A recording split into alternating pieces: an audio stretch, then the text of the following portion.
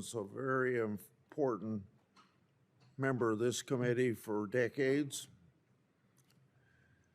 I think it's important that we take a few minutes to remember and honor our friend and colleague, Senator Lindsey Graham. He passed away over the weekend, as we all know. He leaves behind a distinguished career as a U.S. Senator and former chairman and ranking member of this committee. Lindsey was a resounding voice in this Judiciary Committee, especially through the high-profile and successful confirmations of Justice Brett Kavanaugh and Justice Amy Barrett. He saw many conservative judges appointed to all levels of the federal court. Notably, he did this and more through the COVID pandemic. Public service was Lindsey's calling. He approached it with enthusiasm and energy and tireless dedication. His leadership to this committee in the Senate and for this country will be missed. So I just want to take a moment of silence to remember Senator Lindsey Graham.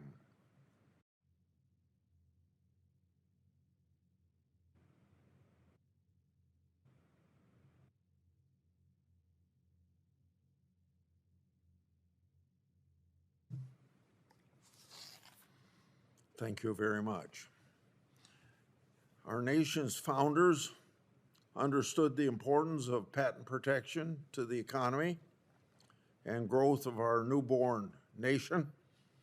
They guaranteed this protection in our Constitution, and then at the earliest time in 1790, the first patent law was passed. The task before us today isn't an easy one. Patent eligibility is a multi-layered legal issue with detailed tests and case-by-case rules created by the Supreme Court. This law must be culled and gleaned from many pages of the court's nuanced opinions. Next, we tie in science. All scientists, from genes to machines to artificial intelligence. Then we mix in insatiable human curiosity and boundless creativity. We begin to understand why this area of the law is so challenging and so relevant this very day. It is rules trying to keep up with scientific development and human imagination. There's much debate about how to deal with this complex patent issue. Senator Tillis has done excellent and diligent work, including holding multiple hearings in the Intellectual Property Subcommittee, and I believe this is the first hearing we're holding on legislation at the full committee level. We may or may not agree on this bill entitled Patent Eligibility Restoration Act. I don't yet know. Most of us are still studying and trying to understand the bill and the effects it'll have in order to determine what's the best path forward. That's why we're here today, to study and understand this important issue that has had tremendous impact on the well-being of humanity and the success of our economy. We have 4 experts joining us today. Thank you for being here, and others who are submitting written testimony for the record to help us understand this with insights and experience. The stakes couldn't be higher. Our country's leads the world in cutting-edge inventions and technology. This momentum fuels our economy and advances our society. It cures diseases and helps us grow enough food to feed people throughout the world. We have a responsibility to Americans to hold this lead and to the world to fulfill our potentials. The question we ask today is how we do maintain this momentum, and while also making sure that all Americans can benefit from these advances. Learning how to strike this balance is why we're holding the hearing today. We'll have a fascinating discussion. Senator Durbin. Thanks, Mr. Chairman. I know this is a meeting of the Senate Judiciary Committee, but something's missing. Lindsey Graham's missing. After all these years of working together with him, his absence is felt personally by so many of us. For 4 years, I chaired this committee. He sat next to me. We were adversaries on many issues and many nominees. You would never have known it if you'd seen us outside this chamber, because we were trusted friends of one another. His word was good. When he told me he'd do something, he did it. And I tried to keep that same feeling of trust with dealing with him. He ended up voting for 75% of the Biden judicial nominees, 75%. Wasn't easy, but he said from the beginning, I think Republicans have to vote for Democrats and Democrats have to vote for Republicans. That's the way it's always been. I've tried to live up to that standard ever since. He was part of something called the Gang of Eight, which is really unique in the history of the Senate. There were literally 4 Democratic senators, myself included, 4 Republican senators, including John McCain and Lindsey, who sat down to rewrite the immigration laws of America, and that's long overdue. Well, we spent months at it, every night after the session, sitting down and going through another section. We finally put it together on a bipartisan basis. Lindsey was a critical element of it, a critical part of that, as were many of the members of my colleagues. And we put it to the floor. Business supported it, labor supported it, the groups across the board supported it. It was thoughtful, it was balanced, it was a remarkable achievement on a bipartisan basis. It passed in the Senate with an overwhelming vote, but unfortunately was killed in the House of Representatives. Lindsey was part of that Gang of Eight. Lindsey was part of every gang. He couldn't be kept away. And he was invited in because he was always trying to find that bipartisan position that resulted in a new law, a new idea, a new solution. It was very important to him. Over 20 years ago, I introduced in this committee a bill called the DREAM Act. The DREAM Act said if you came to this country, if your mother and father brought you here as a kid, you ought to have a chance to work your way to legal status and citizenship in this country. I introduced it over 20 years ago. It's passed on the Senate floor once in a while, on the House floor once in a while, never in both chambers. Each year, I would introduce the bill. I would look for a Republican co-sponsor. In the beginning, it was a lot easier. Then it became harder and harder. Eventually, the one person I could count on to be my bipartisan co-sponsor was Lindsey Graham. And he did it at political peril. That wasn't a very popular position among some very conservative Republicans. But he did it for me, he did it for those kids, and I'll never forget that he was there when we needed him. Last week, we were in Turkey at the NATO summit. Chris Coons and I and several members came together. We arrived to find, of course, Lindsey Graham, who got there before us, was working every crowd in every room. You'd think he was running for office. He had some ideas on how to end the war in Ukraine, and he wanted to share them with everybody there. Through the course of the week, we met with President Zelensky and many other leaders on a bipartisan basis.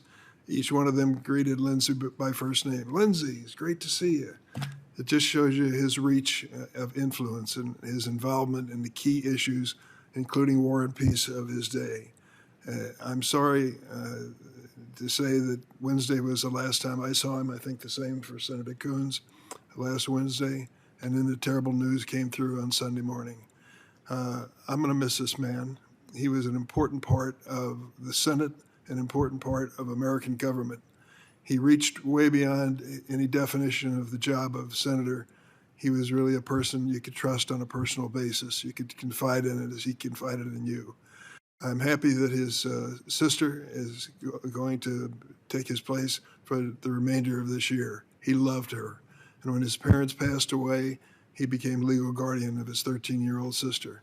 It meant so much to him. I know he considered this only right as she being chosen to fill the vacancy Loretta and I send our condolences to her and Lindsay's family and the legion of friends in South Carolina and literally around the world who worked with this great man. I'm going to miss him. Thank you, Mr. Chairman. Thank you. Senator Tillis for an opening statement. Thank you, Mr. Chairman. And I want to echo everything that's been said about Lindsay. He was a great man. Mr. Chairman, you may not realize this, but in some respects, Lindsey Graham's sort of responsible for this hearing today because it was in 2019, one of your former staffers, Ted Lehman, who became my chief, suggested that we reestablish the Intellectual Property Subcommittee, and Senator Graham authorized that. And the work of the subcommittee is now coming before the full committee for the first time. And Mr. Chair, I also have to say that I know that you may have some questions and concerns. You're still examining this legislation. I think it's a real testament to your leadership to be willing to elevate something to the full committee that you yourself are still trying to work through some of the issues, and I appreciate your leadership. It's our patent system, as Senator Grassley commented, is a part of our founding. I mean, we're the first nation to enshrine in our Constitution this concept of intellectual property, and I actually believe it's one of the reasons why we have become the innovator that we are. We started out thinking that thinking was important, and then being able to take that thought and put it into something that the person who invested their time and treasure could recover it's what innovation is all about. It was such a brilliant idea. And it's not lost on me that some of the founding fathers were inventors themselves, and I don't know if it was a combination of vision or maybe some self-interest there, but either way, we got it right, like so many things in our Constitution. But the problem that we have with patent eligibility today is that we are on the brink of losing our innovation advantage if we don't figure out that the world has changed since the founding of the Constitution, and that things that we could not possibly have conceived of need to be considered potentially for a patent. And PARA is not guaranteeing that you're going to get a patent. It's simply saying the world has changed. The jurisprudence is all over the place. 12 judges have lamented the fact that they even have to deal with it when rendering a decision. And other jurisdictions are looking at expanding and have expanded eligibility. Why would the United States fall behind? I am not requesting legislation that guarantees anything can get a patent. At the end of the day, what PARA is trying to do is simply open the aperture to what may be patentable. And so today, we get to take, what I was telling the witnesses beforehand, the debate club up to another level. In my committee, some of y'all may have figured out I'm not overly formal. And I think we're at our best when we're doing work groups and we're having an exchange between the thought leaders directly. And so at the end of this hearing, the chair has allowed me to chair it, and I believe the chair is going to be leaving. You four should be taking notes, or your staff, because at the end of this hearing, when everybody else is probably worn out, I will stay here and we will drill down a bit on topics where that interchange is so critical. Because I believe, regardless of what side of the issue you are on right now, there is a path forward. And we can help those who are concerned with changing the status quo, but at the same time have a remarkable impact on really stimulating and fostering creativity going forward with a very different way of looking at eligibility. And I look forward to this committee, the committee hearing, and to your feedback. And Mr. Chair, again, I appreciate you holding the hearing. Thank you all. I want to introduce our distinguished panel. I apologize. I was told you didn't want to speak. Please proceed. Have you met a senator who doesn't want to speak? Mr. Chairman, thank you for your graciousness, and to you and Ranking Member Durbin for your long and deep friendships with Senator Graham. I had the blessing of having dinner with him last Wednesday night in Ankara with some of our staff. He talked about how excited he was for this coming Congress and for the way we might continue to do good things together legislatively on this committee and on others. My chief counsel just reminded me he was my lead co-sponsor of a bill signed into law by President Trump earlier this year, not widely remarked, but that extended the terms of bankruptcy judges in my state, his state, and many others. We were at times fierce partisan adversaries, but we also at times passed some really significant legislation, whether it was in immigration or innovation, whether it was advancing our national interests or our core values.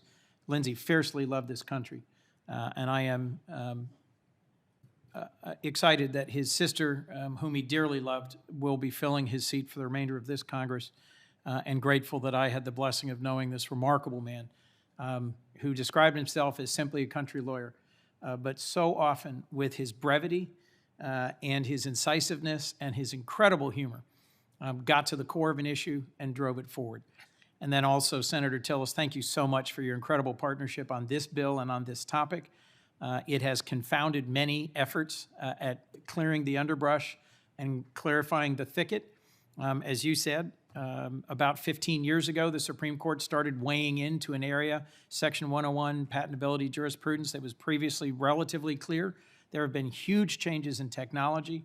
Every member of the Federal Circuit at some point has reached out and asked us for guidance. Solicitors General have repeatedly requested that the Supreme Court revisit patent eligibility, but they have refused, denying nearly 100 cert petitions. And this isn't an academic exercise, as Senator Till just laid out. Developments in artificial intelligence, in blockchain, in medical diagnostics, in 5G are patentable in China and in Europe and not patentable here. And I view this as critical for us to address in order to restore American leadership and innovation and to advance our national security. If the court won't clean up this mess, Congress needs to act, and that's why Senator Tillis and I have been advocating for PARA over many Congresses. We at one point had 50 witnesses over 3 hearings on the subcommittee. Senator Tillis has been tireless and determined. I'm grateful this bill has the endorsement, the support of Senators Hirono and Blackburn, and the support of many other members of this committee. And Mr. Chairman, thank you for elevating this important topic to a full committee hearing. And I so look forward to this hearing today, to these 4 very talented witnesses, and just wanted to close by thanking Senator Tillis for his tireless engagement on this important issue. Thank you, Mr. Chairman. Thank you, Senator Coons. I have the privilege of introducing these witnesses. Mr. Andre Iancu. He's a co-chair of the Council of Innovation Promotion, a partner at the law firm Sullivan and Cromwell. Between 18 and 21, he served as director of the U.S. Patent and Trademark Office. Mr. Iancu earned his JD, his MS in mechanical engineering, and a BS in aerospace engineering from UCLA. Mr. John Lee is Senior Director and Head of Intellectual Property Policy at the Computer and Communications Industry Association. He previously served as Chief Counsel for Intellectual Property on the House Judiciary Committee. Before that, he worked as lead administrative patent judge on the Patent Trial and Appeal Board at the U.S. Patent and Trademark Office.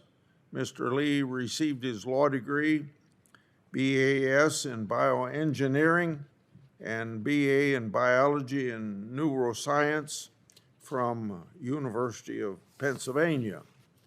Dr. Deborah Leonard fills, no, I'm sorry. I skipped one here. Sue Peshin serves as President and CEO of the Alliance for Aging Research. She also serves on many boards, including the Association of Black Cardiologists, National Health Council, Voices of Alzheimer's, and others. Ms. Peshin received her master's degree in health policy, Johns Hopkins Bloomberg School of Public Health, and her bachelor's degree in sociology, Brandeis University. Dr. Deborah Leonard fills out the panel. She currently professor of pathology and laboratory medicine emerita at the Robert Larner MD's College of Medicine. That's at the University of Vermont. She serves as chair of the Department of Pathology and Laboratory Medicine until last year. Dr. Leonard earned her MD degree and her PhD in biochemistry from New York University and her bachelor's degree in biology from Smith's College. Now, before you testify, we have a practice here of swearing people, so would you please stand? Do you swear or affirm that the testimony you're about to give before this committee will be the truth, the whole truth, and nothing but the truth? So help you God. You've all responded in the positive, and so we'll start out with Mr. INQ. Please proceed. Thank you, and Chairman Grassley, Ranking Member Durbin, and members of the committee, thank you for the opportunity to testify today. Before I begin, I want to say that I am heartbroken about Senator Graham's passing. I was very much looking forward to seeing him on the dais today. He chaired this committee when I was PTO director, and I have only fond memories of our meetings. He was gracious, smart, witty, and he loved this country. He was a statesman in the best sense of the word. He fought hard for his beliefs, and he reached across the aisle when it served America's interests. May others follow his lead, and may his memory be a blessing. My message for this hearing is simple. Congress has not meaningfully updated the basic statutory categories defining what kinds of innovations and technology may be patented since 1793. Technology has changed a bit since then. Indeed, it has changed beyond recognition. The statute has not. What belongs in the patent system is a major policy question. The Constitution assigns that question to Congress. I urge Congress to answer it. And because Congress has not done so, courts have filled the void. And over the past 15 years, courts have expanded judicial exceptions that Congress never wrote, and that lower court judges say they cannot administer consistently or fairly. The consequences are real. The result is uncertainty in the technologies that will define the century: computing, medical diagnostics, biotechnology, artificial intelligence, and so much more. For example, courts have rejected tests that diagnose serious diseases as laws of nature. They have rejected improved digital camera technology as an abstract idea. And they have treated the collection, analysis, and presentation of information as categorically suspect and likely not in the patent system. The resulting uncertainty discourages the resource-intensive research America needs to confront its greatest challenges, from detecting and treating thousands of diseases that remain without effective therapies to equipping our military with the most advanced computer-assisted technologies. Meanwhile, Europe, China, Japan, and South Korea, the biggest other IP jurisdictions, protect inventions that American courts turn away. That is a self-inflicted competitive disadvantage in precisely the fields in which the United States is competing for technological leadership at this time. The burden falls especially hard on small innovators. Large companies can rely on scale, secrecy, and litigation budgets. For startups and other small businesses, patents may be their principal asset, the foundation for attracting capital, hiring employees, and bringing a product to market. Reliable patent rights also encourage inventors to disclose their breakthroughs rather than keep them secret, allowing others to learn from and build upon them, and they help attract manufacturing and investment to the United States. PARA would restore clarity. It preserves the broad technology-neutral framework that has served the country since 1793, while replacing unpredictable judicial exceptions with a defined list of matter that Congress decides to exclude from the patent system. One clarification is essential, though. The patent laws impose several distinct requirements. Section 101 asks only a threshold question. Is this the kind of technology the patent system may protect?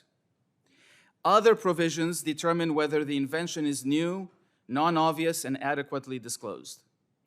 Eligibility is not patentability. Passing through the gate does not guarantee a patent. PARA is only about eligibility and leaves the patentability standards unchanged.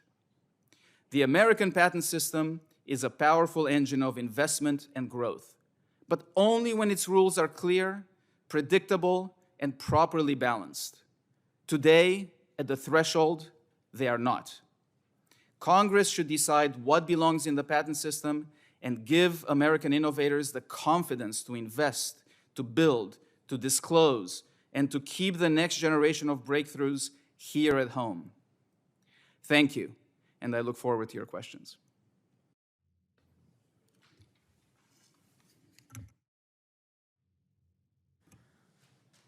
Thank you. Just at the outset, I had the great privilege of meeting Senator Graham a few times in my career, and I just wanted to briefly say that I join with countless Americans in offering my deep condolences to Senator Graham's family and to his friends and his colleagues for your tragic loss.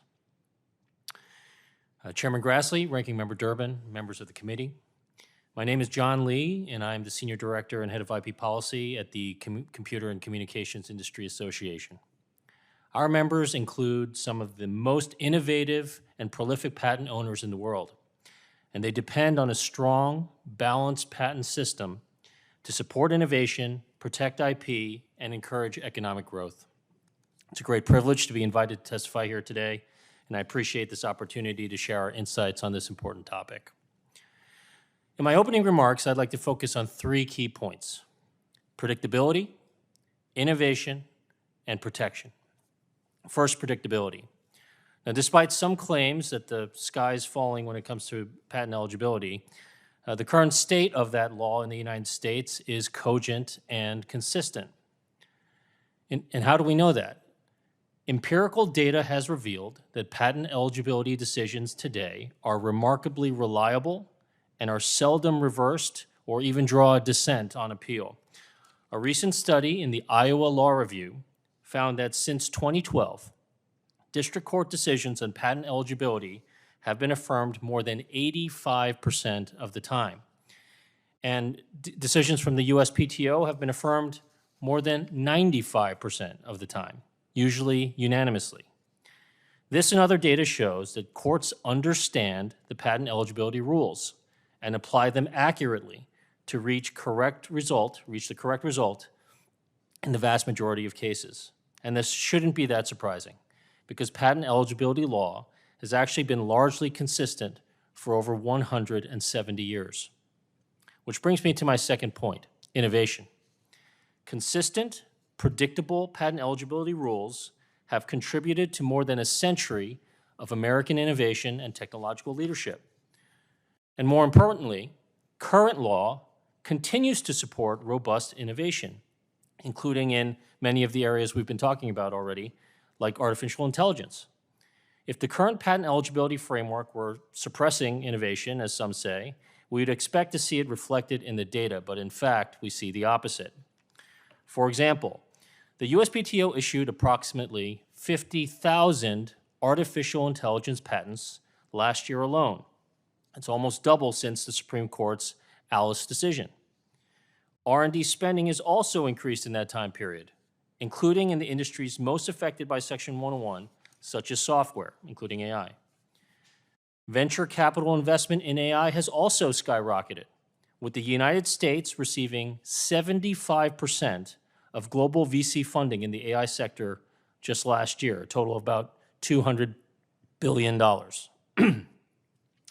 Importantly, The United States received about 12 times as much VC funding in AI as the EU, which came in second place, and 15 times as much as China in third, which casts doubt on those who claim that the Supreme Court's Section 101 cases are disadvantaging U.S. companies.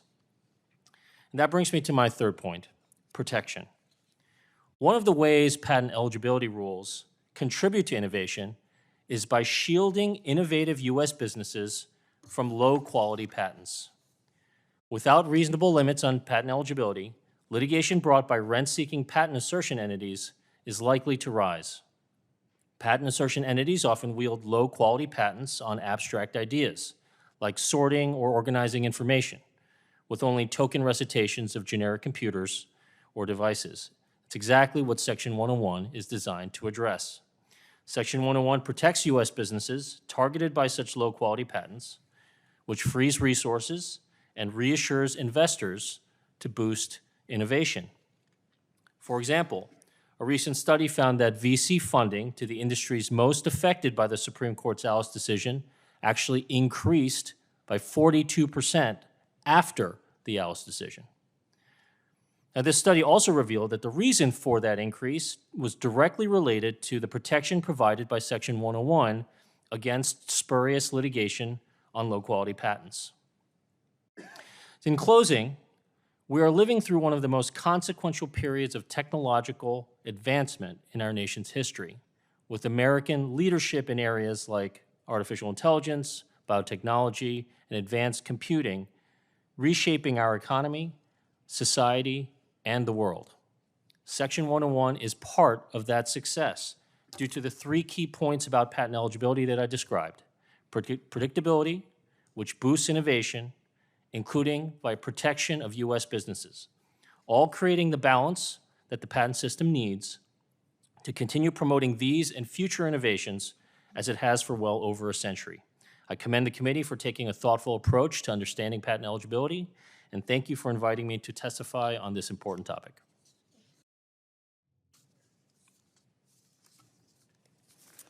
Chairman Grassley, Ranking Member Durbin, and members of the committee, thank you so much for the opportunity to be here. Before I get started, I also want to join others in saying I'm deeply sorry for the loss of your longtime colleague and friend, Senator Graham. And Senator Durbin, thank you for sharing your personal stories. My name is Sue Peshin, and I serve as President and CEO of the Alliance for Aging Research. At the Alliance, we are changing the narrative to achieve healthy aging and fair access to care. Personally, I'm also a family caregiver to my mom, who is 85 and lives with kidney disease, arthritis, and dementia. Today's hearing is not an abstract policy debate for older patients and family caregivers like me. This is about lives, choices, and hope. It's important to understand why passage of the Bipartisan Patent Eligibility Restoration Act, or PARA, has become urgent. For 15 years, the U.S. patent system has struck down thousands of patents and failed to protect some of the most transformative innovations in diagnostics, not because they weren't new or useful, but because a series of Supreme Court rulings created confusion when broadening patent ineligibility and invalidation. The problem is especially severe in medical diagnostics. The Supreme Court's expanded exceptions for laws of nature, natural phenomena, and abstract ideas have made many diagnostic inventions ineligible for patents. As a result, the Patent Office often rejects applications for methods that detect disease, measure biomarkers, or convert biological discoveries into practical clinical tools. A 2022 study in the Washington and Lee Law Review found that within only 4 years after one of the key cases, investments in diagnostics fell more than $9 billion short of what it otherwise would have been. The cost of lost diagnoses for families is why the Alliance for Aging Research strongly supports PARA. The bill would restore clarity to the eligibility section of the Patent Act so that inventors of medical discoveries can reliably make their way from the lab to doctors and their patients. And I want to note that patent eligibility doesn't guarantee patent approval. It just lets the patent office consider an invention. Without patent protection, many of these tests are never developed or they sit on a shelf. One of the clearest examples is in Ariosa Diagnostics versus Sequenom. Sequenom developed a non-invasive prenatal test that could detect fetal abnormalities from a simple maternal blood sample, sparing moms and babies the risks of amniocentesis. It was a genuine scientific breakthrough. Yet the Federal Circuit invalidated the patents. Judge Richard Lynn stated in his concurrence that the invention was exactly the kind of advance the patent system is meant to encourage and protect. But the Mayo decision compelled him to strike it down, and he actually called on Congress to resolve the confusion. A similar situation arose when university researchers developed biopsy tests that could predict brain metastases in melanoma patients. But patents on these methods were denied under the Mayo and Myriad standards, forcing researchers to abandon their efforts. And as a result, many melanoma patients learn their cancer has spread to the brain after the fact when they may only have weeks to live. PARA would largely eliminate those barriers and let those diagnostics be judged under the normal patentability rules. What we stand to lose in the near future is as concerning as what patients have already lost. Researchers are developing detection tests that have the potential to identify several cancers at once through a simple blood draw. These tests look for patterns in DNA and protein markers that can indicate the presence of early-stage cancer cells. Catching these cancers earlier will improve survival rates and reduce the burden of treatment for older adults. The promising work in development for biomarker-based diagnostics in Parkinson's is also critical, as seniors facing Parkinson's often endure years of visiting doctors before receiving a diagnosis. And today, there's no single definitive test. This is exactly the kind of innovation America should be leading. But if diagnostic patents remain unpredictable in the US, investor capital will move elsewhere. Members of the committee, it's encouraging to see bipartisan leadership on this issue. There's shared agreement that something's wrong and there's shared commitment to fix it. On behalf of the Alliance for Aging Research, older patients and caregivers across the country, I respectfully urge this committee and Congress to pass PARA before the end of this year. Thank you so much. Thank you. Dr. Leonard. Chairman Grassley, who is not here, Mr. Tillis, Ranking Member Durbin, and other members of the committee, my deepest sympathies to all of you who are grieving the loss of Senator Graham. Thank you for the opportunity to testify today. My name is Deborah Leonard, and I have spent my medical career developing and overseeing clinical genetic testing used to diagnose disease and guide treatment. I want to share with you my experiences with gene patents prior to the Myriad decision. The University of Pennsylvania Health System received 7 gene patent enforcement letters between 1997 and 99, and again in 2002. The enforcements stopped my laboratory from performing 4 of our tests that we had been performing, and another clinical laboratory from performing one of their tests.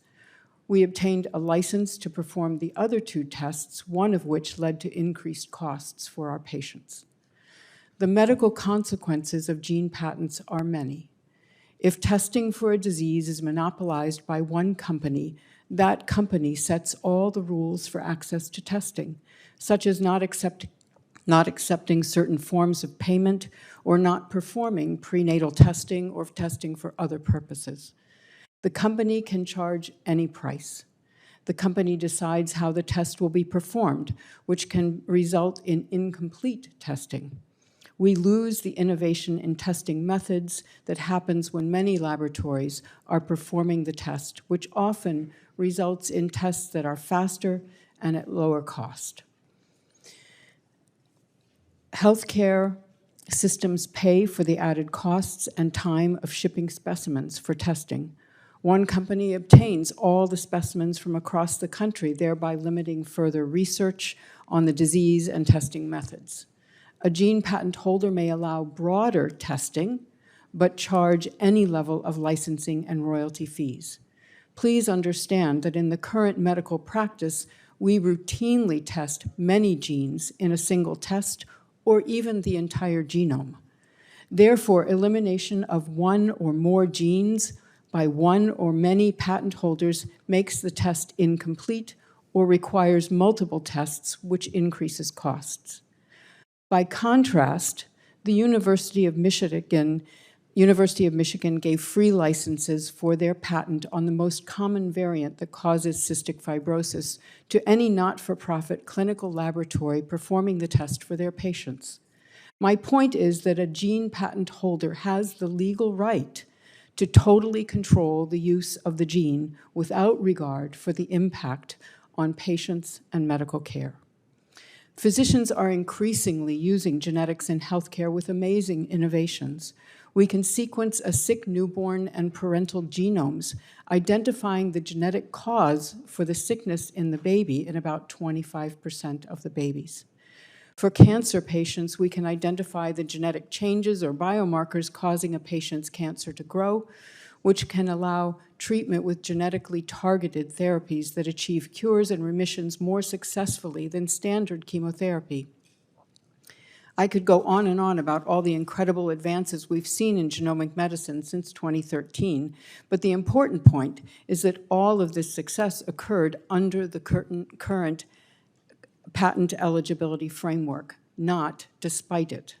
We continue to reward true innovation through patents on novel technologies, therapies, and laboratory methods, while ensuring that the building blocks of biology remain available for researchers, clinicians, and patients. Having experienced both worlds, I can say with confidence that the current framework serves patients and drives innovation far better than the one that existed before AMP-V Myriad. I want to be very specific about my concerns with PARA. We have a fundamental disagreement in that the medical community holds that any part of the human genome, any disease biomarker, any pathogen genome should not be patent eligible. We are not opposed to patenting any innovation or invention that uses a sequence found in humans or pathogens without then claiming a patent on the basic sequence or biomarker. These foundational building blocks needed for medical care should remain available for everyone for innovation and invention. Please do not go back to dividing up the human genome by patents that restrict medical practice, increase costs of care, and limit patient access to life-saving tests and therapies. To be clear, PARA is bad for patients, bad for healthcare, and bad for innovation. Thank you for the opportunity to testify, and I look forward to answering your questions. Thank you, Dr. Leonard. I noted during the opening statements there was a lot of note-taking, so I'm looking forward to the debate round that'll end after my other colleagues have had a chance to ask questions. Real quick one from each of you. Do you believe that the court, specifically the Supreme Court, have turned Section 101 from a historically coarse filter to a fine filter? Dr. Iancu? Well, first of all, thank you for the elevation to be a doctor. Appreciate You should be. I've known you appreciate for the years. honorary degree. Had a doctor on the back end, sorry. Yes, I believe. I meant to say director, by the way. Yes, thank you. Yes, Senator, I do believe that that's exactly what the Supreme Court has done. And Mr. Lee?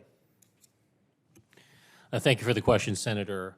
Respectfully, I don't think that's the case. I think the Supreme Court's recent cases in Section 101 have been mischaracterized a bit.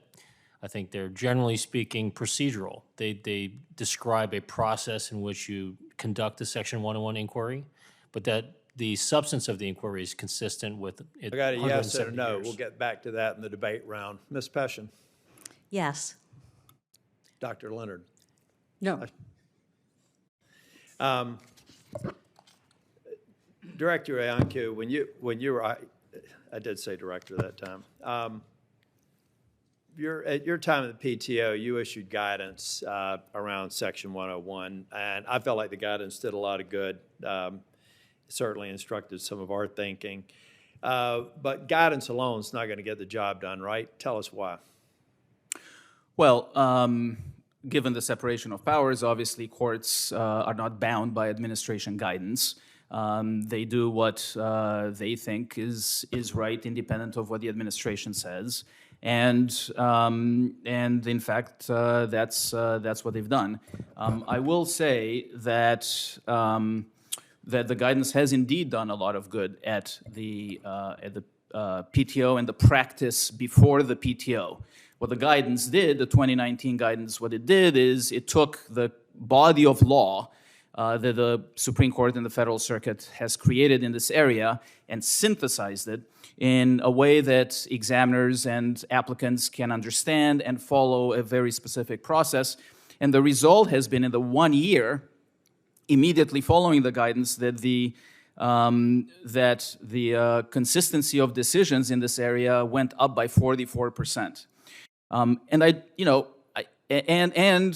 Mr. Lee noted earlier, the Federal Circuit affirms over 95% of decisions in this area from the PTO. So therefore, the guidance basically follows the law given by the courts. 2 points are important here. There's 2 problems with the court's jurisprudence here. Number one, it's substantive. The courts have taken upon themselves to exclude from patentability major areas of technology without Congress ever saying it should do that. It's excluding, for example, the medical diagnostics, and, for example, it's excluding the analysis of heavy-duty analysis, a technological analysis of information and data. There's other examples. If there is some exclusions of major areas of technologies that are to be done, this Congress needs to debate that and make that decision for the country. That's a substantive problem. There is a procedural problem. By the way, the substantive problem Congress needs to fix. There is a procedural problem, which is that the courts have created an inconsistent framework that is difficult to follow and predict in the court system itself. That problem is solvable by the administration for processes in front of it, like we did with the 2019 guidance. And we solved the inconsistency problem. Courts could do the same thing if they wanted to. But again, they're not bound by it. What PARA does, it addresses the substantive problem and the procedural problem, and they would do a lot of good that way. I'm going to hold some of my questions for the second round for me. Senator Durbin. Thanks, Mr. Chairman. Bear with me. I'm a liberal arts lawyer who spent a lot of my life in politics. I wouldn't know what to do in a laboratory. I don't know much about genetic testing, but I take it that that is one of the issues that we need to discuss. And I'll start with Dr. Leonard. When I read that the Supreme Court has said law that when it comes to striking down patents on human genes and on abstract ideas, laws of nature, natural phenomena, and abstract ideas are not patentable. That seems to be the general conclusion of the court. They go on to say, or at least in Funk and other cases, natural phenomena similar to abstract ideas are not patent eligible, whereas the application of natural phenomena in a man-made invention is eligible.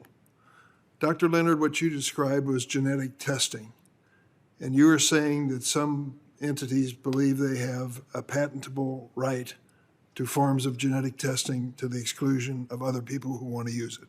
Is that correct? Yes. And why is that a problem? The wording in para is such that a gene is protected as long as it remains in your body, in my body, in Mr. Tillis's body. However, as soon as you purify or enrich a gene, then it is patent eligible. I can't tell the difference in the laboratory from the genes in your body and the genes that I make in a test tube. They are identical. So basically, by saying when you make copies of a gene, you are changing that gene, you're not really. And you are controlling the medical use of essential information for caring for patients. So the basic building blocks, DNA, when I have a patient who has a mutation in a gene. That mutation exists in that patient. I simply read it. It is a discovery. It is an uncovering of what exists in a patient. It is not an invention or an innovation and should not be patent eligible. So I have no problems with new testing methods, new sequencing instruments, new long-range sequencing, which you don't know what that means, but would be highly innovative and hasn't yet reached the clinical market. So all I am asking is that those basic building blocks be not controlled by any patent holder.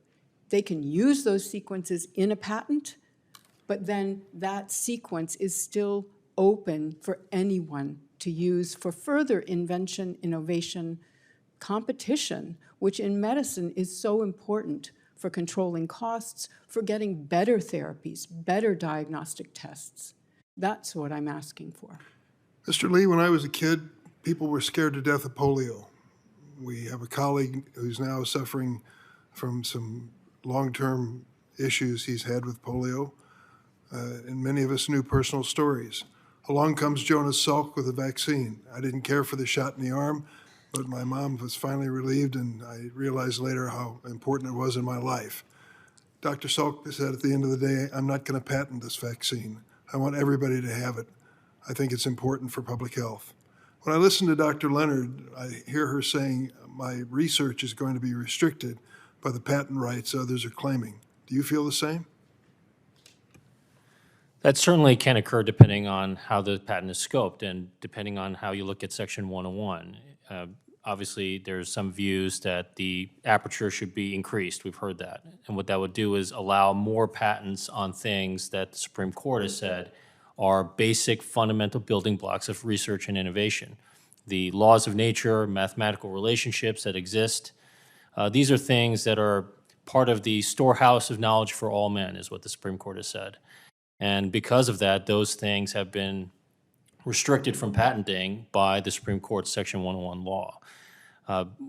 If that is changed and more of that material is allowed to be patented and thus owned exclusively by one patent owner, then it's going to be much harder to use those building blocks for further innovation.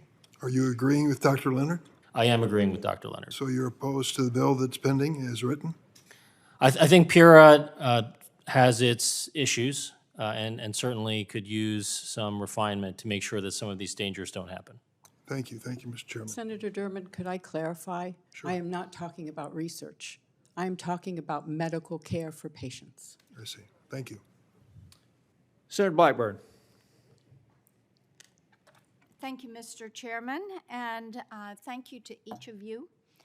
When I talk with Tennesseans, they want to make certain that we stay on the cutting edge when it comes to medical innovation and utilization of healthcare technologies. And Dr. Leonard, as you were just mentioning, talking about patient care and making certain that that care is available to Tennesseans.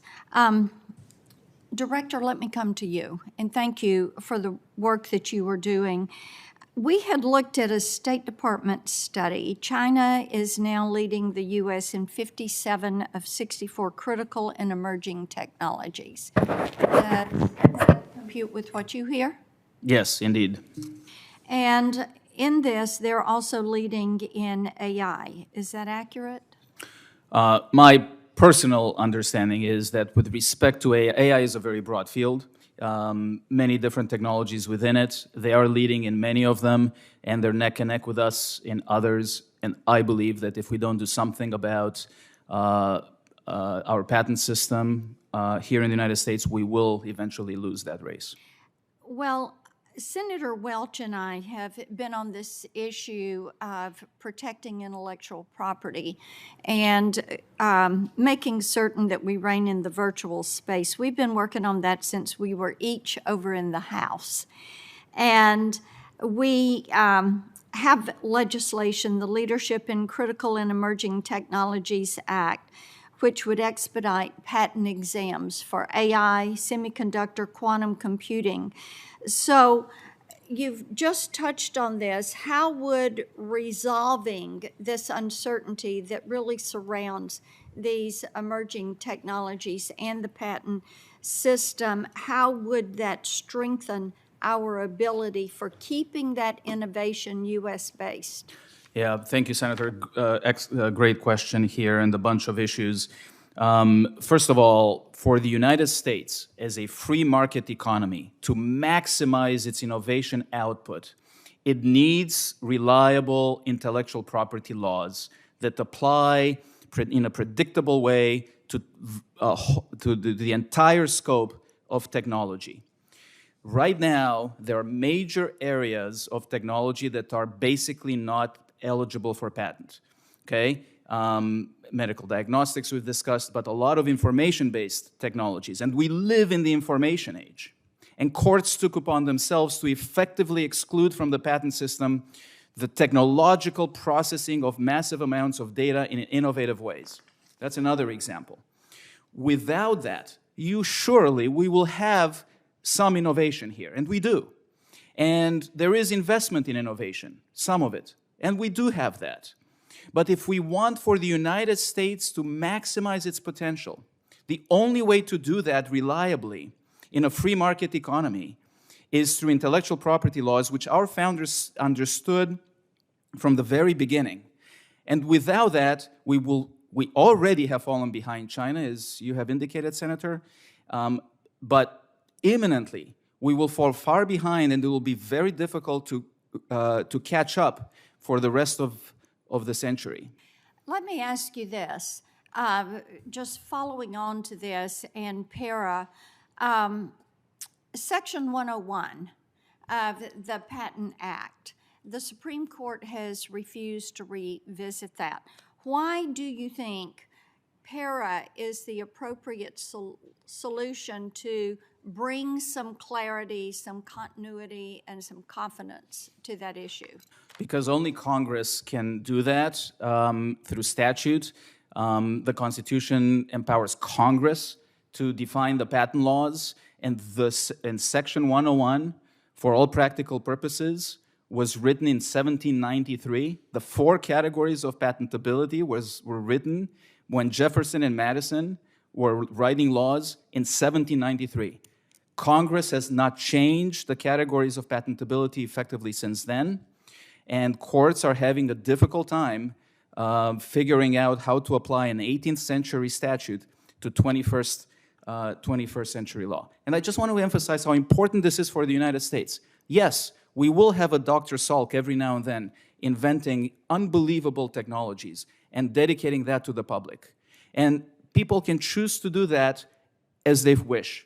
But for the United States, if we want investment and innovation at scale, they can compete with a very determined China and others. We need reliable intellectual property laws. And para does that. Yes. And do you agree that denying patent protection for AI innovations effectively forfeits American excellence and leadership to our competitors? I very much do that. And more than that, Senator, what it does is, in addition to that, it concentrates technology in the big and established corporations. It allows the big to get bigger, and it also pushes development towards trade secrecy. And if anything, we want more transparency in artificial intelligence development, not less. And the patent system, a patent means to lay open. That's what the word patent means. Mm-hmm. The patent system encourages public disclosures. For all of those reasons, para would help enable the United States innovation system to maximize its potential. Thank you. Thank you, Mr. Chairman. Senator Coons. Mr. Chairman, thank you for this hearing today. I have a number of documents I'd like to submit for the record. Packet Without of letters objection. in support of para, a document from the Innovation Alliance on Section 101, an article and summary on AI patentability, and a law review article on the impact of patent eligibility. Congress passed the current Patent Act more than 70 years ago, defining a very broad scope for eligibility, essentially anything under the sun as made by man. And that worked fine for a half century. But as we've discussed, starting 15 years ago, the Supreme Court issued a series of decisions that threw eligibility jurisprudence into disarray with new unworkable tests, with new judicially invented carve-outs, and new uncertainty. And every member of the relevant federal circuit has asked us to act to clarify it. I am eager to get this passed to unwind the hodgepodge of judicially created exceptions. And I'll have some second round questions, but let me bear down on this question about diagnostic tests and the patentability of genes. Ms. Peskin, if I could, I've heard arguments that PARA would make medical diagnostic tests less accessible rather than more accessible. As someone who lost several loved ones to pancreatic cancer, for example, this simple blood test that would allow for an early detection of emerging cancers, the melanoma passing into the brain that you referenced, very important. How does making sure medical researchers can obtain patent protections possibly lead to more breakthroughs and cures? Thank you for the question. The Patent Act that you're referring to that was passed by Congress in 1952, the basic purpose of it was to encourage inventors to create and disclose new inventions by giving them a limited monopoly in exchange for making the invention public. Right. And that actually helps them with investment, to gain investment in order to bring it to commercial market and allow for a lot of Americans to have access to these types of tests.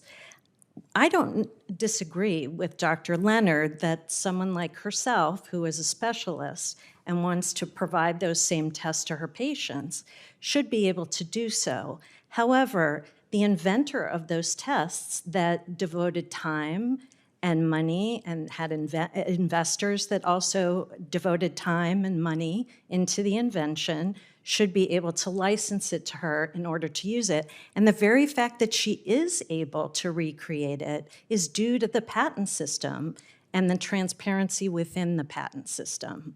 So PARA, and the reason why it's so important is because what the Supreme Court cases have done is they've muddied the waters. Right. By broadening these exceptions and making it harder for the cases that have come after, so that there's a lot less predictability for inventors. And in Dr. Leonard, forgive me, I've got 2 minutes. Dr. Leonard, I hear your concerns that you've raised with PARA that it could open the door to making some inventions in genomics patentable and create barriers to research. There is an explicit provision in PARA now in the revised version that says human genes are not patentable. Would building in an experimental use or research use exception to patent infringement help address this issue? And do you have other revisions you would suggest that might help us make sure that we are not causing unintended harm to the development of critical medical diagnostics? So I can provide later potential language. I don't want to do verbal I understand. Rewriting. I have not found that diagnostics have been inhibited. I know that there is data that shows that there are 175,000 genetic tests on the market now and 10 to 14 more coming on each day. It's data from Concert Genetics. I find that medical genetics is not being inhibited by not being able to patent genetic sequences, human genes. Dr. Iancu, you've done a huge amount of work, Director Iancu, you've done a huge amount of work in this area. We've got clear disagreements. Help me understand how to square that circle and why we still might need to legislate in this area. Forgive me in the last minute.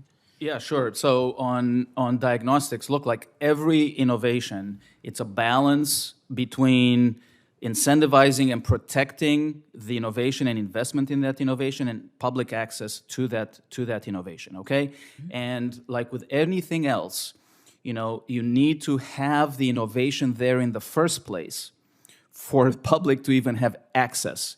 And if we're talking at scale, for the United States to be maximizing its innovation output, if we don't have the stability of the law, then we're going to miss out on technologies that we don't even know about. So for Dr. Leonard and patients and others to have access to that technology in the first place, it has to have been invented. Then after that, we can talk about appropriate access. There's licensing. There is, as you indicate, Senator, the potential for a research exemption. There are other ways to address medical pricing and pricing for the diagnostics that have nothing to do with the patent system. But the threshold question for creating the innovation in the first place, the first leg of that balance, needs to be a reliable patent system.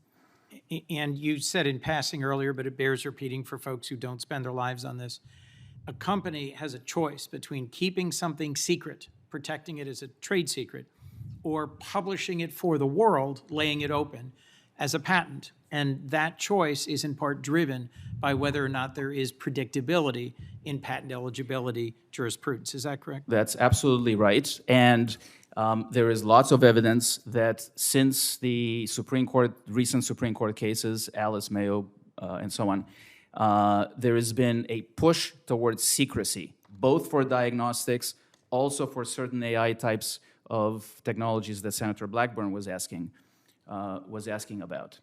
Thank you very much. Thank you, Mr. Chairman. Senator Welch. Thank you very much. You know, the conflict here is, number one, should you get a patent on something you didn't invent, which is a gene? The patent system, as I understand it, has never been used to grant that. And then number two, there's a real debate here about whether a patent system would actually stifle innovation or enhance innovation. I'm sorry, if I want to make sure I pronounce your name right. Yanku. Yanku, okay, thank you very much. We have enormous experience here with patent holders abusing the patent system. They create patent thickets, they fight every rule, and they sue people who are coming on. And there's just overwhelming evidence that while I'm a strong supporter of the patent system, I'm well aware of the abuse of the patent system. And you said that there are ways which some of these could be worked out. And let me just say to you, let me know what they are, because I want to stop the patent abuses that are out there. Dr. Leonard, I want to go back to you. I thought you made a very good distinction here between something that's naturally occurring and where to do the research that should be available to researchers without having to pay a fee. And you also were on the receiving end of cease and desist, or I guess letters that stopped research midway. I mean, just respond to this distinction that you're making about how this legislation, in your view, would interfere with innovation in patient care. So to be clear, I was stopped from doing clinical testing for patients. My research was not stopped. So we had to stop doing 4 tests, the 5th one by Haig Kazazian, who was also at the University of Pennsylvania. I think what is not understood is that as a pathologist, I can develop and validate genetic tests in my clinical laboratory that is CLIA certified and perform that for patients. I don't need a patent. I don't have to license patents because the genes that I'm testing are not patentable now. And that is what will stop. And that every academic laboratory. Just walk through that very specifically, how that would stop, because that's the heart of this. We can sequence a baby and parental genomes of a baby in a NICU, just been born and not looking right. And 25% of those patients, babies, we can find a diagnosis that allows for treatment. If not treatment, then stopping a diagnostic just to interrupt, that has to be done immediately. Yes. In fact, it's better if it's done prenatally, but it's often done immediately. Imagine 20 to 25,000 genes in the human genome, and if even 1/10 of those are patented, then I have to go get licenses or royalty fees or rights to use that genetic information for my patient. And I became a physician to practice medicine, not to practice law. And that's what it became at the University of Pennsylvania because of genetic sequences that were patented. We didn't need the patents for protection. Companies do. And to go back to Mr. Coons with pancreatic cancer, we now, for the first time at ASCO, an oncology meeting, have a treatment for pancreatic cancer that lengthens life. And it's not as much of a death sentence. It has the opportunity to turn pancreatic cancer into a chronic disease. Innovations are still happening. Therapeutics are being developed. Molecular diagnostic tests are coming on the market. I don't understand the data being cited that it's being inhibited. Maybe in AI, in other areas, there is a real need, but right now I am not seeing the need in medical practice for basically going backwards. So literally, going back to that NICU example, as a clinician, you would not be able to do what is necessary for the well-being of that baby. Oh, I might be able to after obtaining 100 or 200 licenses, each at, I mean, the license fees we were charged were $25,000 by one company. We had to pay $120,000 for another. Yeah. We ended up having to pay a fee per test for one test that was more than what Medicare reimbursed us for doing that test. Right. Okay, If I my wanted- time is up, so I'm going Okay. to yield back. But thank you very Yes. much, Senator Dr. Welch, Leonard. the specific exchange that she was referencing, which happened while you were not here, was about this bill having a specific provision that says you cannot patent a human gene. And some of the conditions she's describing were before the Supreme Court ruled you cannot patent a human gene. It's important to put these in a appropriate time context. Senator Rono.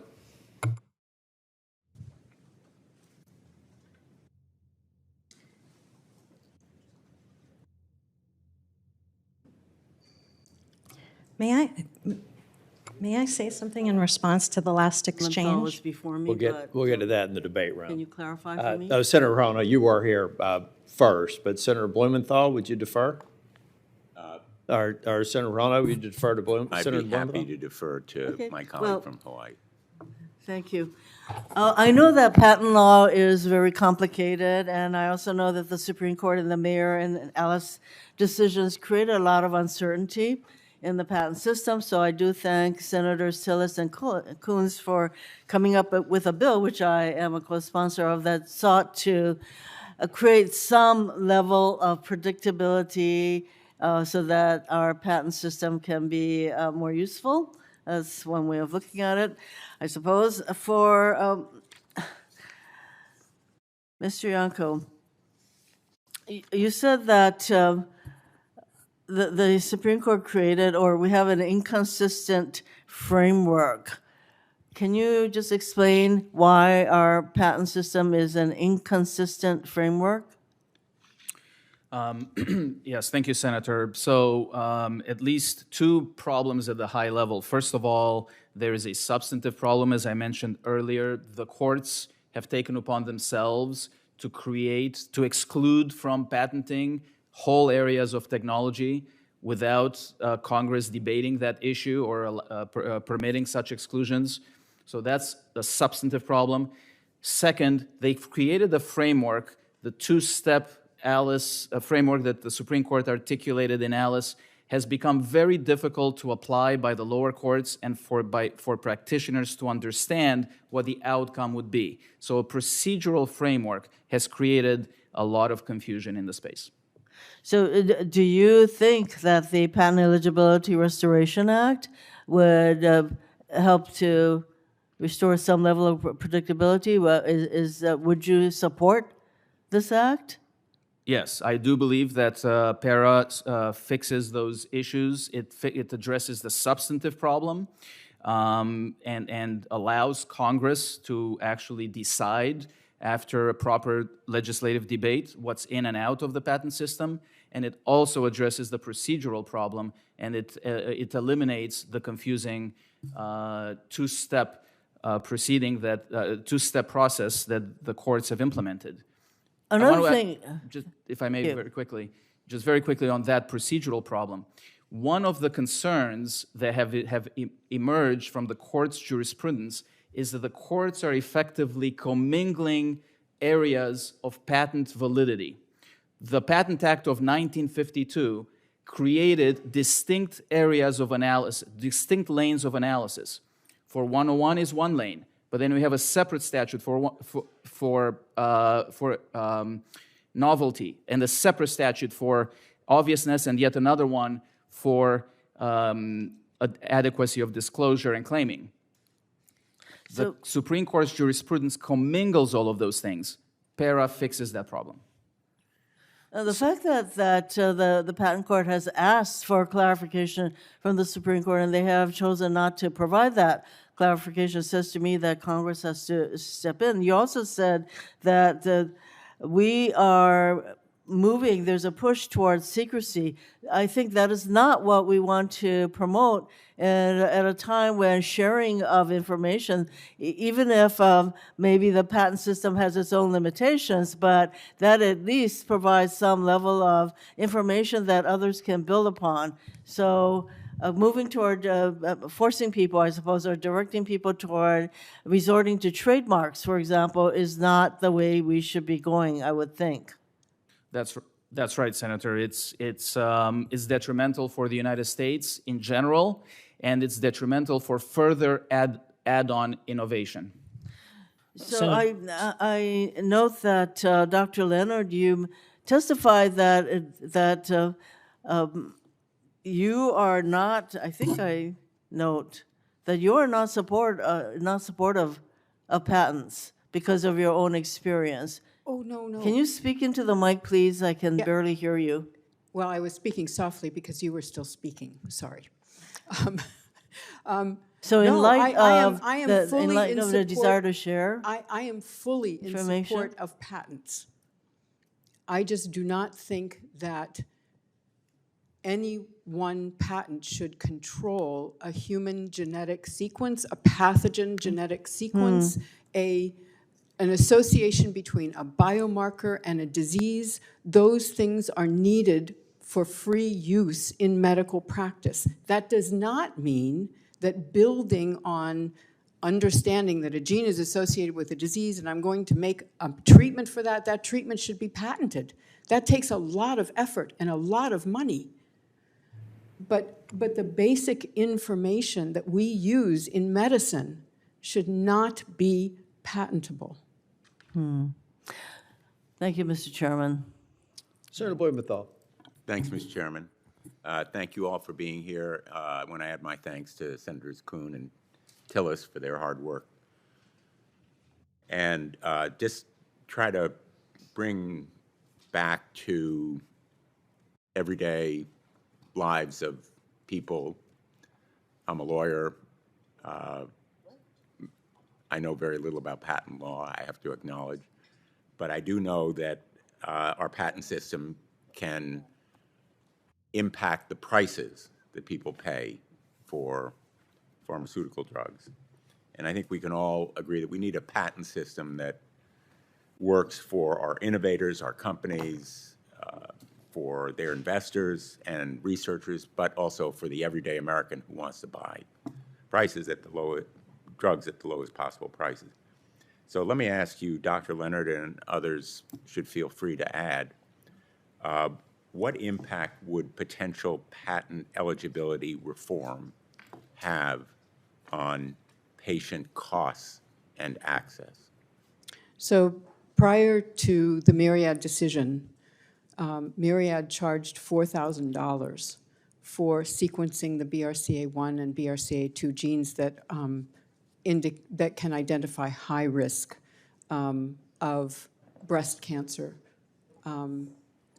Today, and granted, technology has changed a lot, but today we do over 80 cancer genes for a few $100s.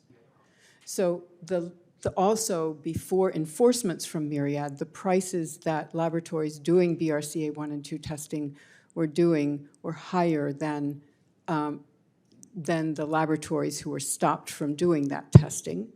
Myriad would not accept Medicare Medicaid payments because they were too low. And when I was stopped from doing ApoE genotyping in my laboratory at the University of Pennsylvania for Alzheimer's disease, by Athena Diagnostics, they charged twice the price to do that test than I was currently charging in my laboratory.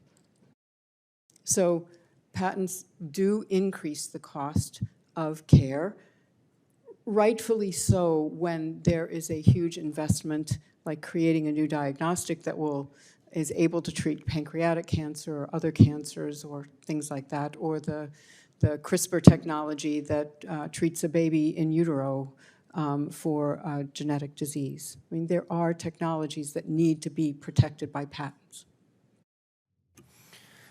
Senator Blumenthal, if I may, the issue here is not about whether patents are allowed or not allowed. It's about what level, at what level of innovation is that allowed. If you allow a patent on the fundamental building block, the abstract idea, the law of nature, you're going to only allow one patent owner to control everything to do with that law of nature or mathematical relationship or whatever it is. So that is one way to do it. The way it's currently done is that if you can take that law of nature or that mathematical formula and apply it to a particular diagnostic test or a particular device or a particular product, you can get a patent on that. And that promotes innovation, right? Because as you develop a product, you can benefit from that patent. But it also permits more innovation because there are more products, more competition, more choice, more broad-based innovation. And so that is the current system, and moving towards a system where there's more patents of higher level basic building blocks is what we want to avoid. I would like to respond, sir. The concern that Dr. Leonard brings up around bad actors, who are not allowing licensing or sending threatening letters and all of that, as an advocacy organization, we would be happy to work with you and bring that out into the sunlight and put pressure on them. But I don't want that to be a reason why we don't push forward with this legislation. There are bad actors in every aspect of healthcare and folks who abuse things. But the reason why people look into creating new diagnostic tests for a lot of the conditions that we care about, including Alzheimer's disease, is because there is investment in them. And it takes years, and it takes study, and going to the FDA, and a lot of work. And the patent becomes public and allows individuals and other clinicians like Dr. Leonard to replicate those tests and be able to use them in their practice. So there is benefit to it, and when the remarks that keep saying everything is fine, there's a lot of different tests, I just want to bring up very quickly a study by SMU professor David Taylor. He demonstrated that there were negative impacts on investment-making decisions, and he interviewed 475 venture capital and other private equity investors to study the impacts of the Supreme Court's decisions, and he found 74% of investors considered patent eligibility to be an important factor when their firms decide to invest in companies developing new technology, and 62% agreed that their firms are less likely to invest given the unavailability of patents. Well, I appreciate those points. The best laws on the books can be abused, but we want to try to achieve a system that prevents, in effect, profiteering and manipulation of the system. When I was Attorney General of the state of Connecticut, I sued companies because they engaged in extending patents by changing the color of pills or whatever. But we want a system that is as immune as possible to abuse and protects the costs of discovery and research. Obviously, failing to do so would discourage it.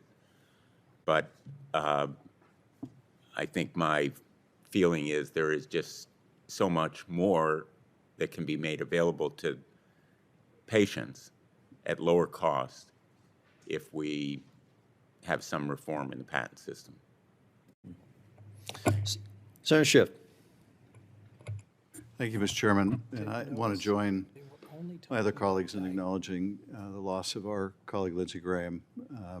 Had the great pleasure of traveling with Senator Graham many times, and just so treasured his sense of humor, his knowledge, his relationships with leaders around the world.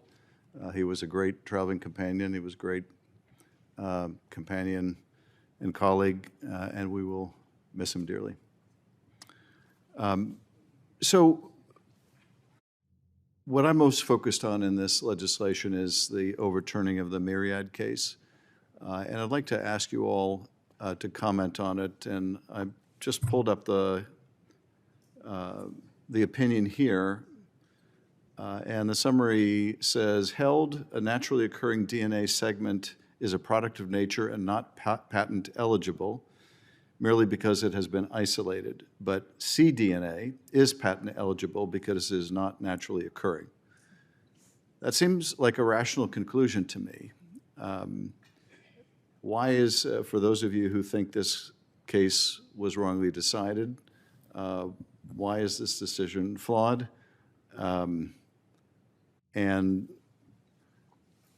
And I'd ask you all to comment on what's obviously a balance here, which is we need investment in these new tests and treatments on the one hand, and we want to incentivize it. And by providing a patent, you have security for that investment and a way to encourage investors. At the same time, if you go too far, then you give companies a monopoly on tests and treatment that raise the cost for everyone and make it potentially prohibitive to discover disease. So, but tell me why, those of you that think that was improperly held and needs to be overturned, why that holding is erroneous.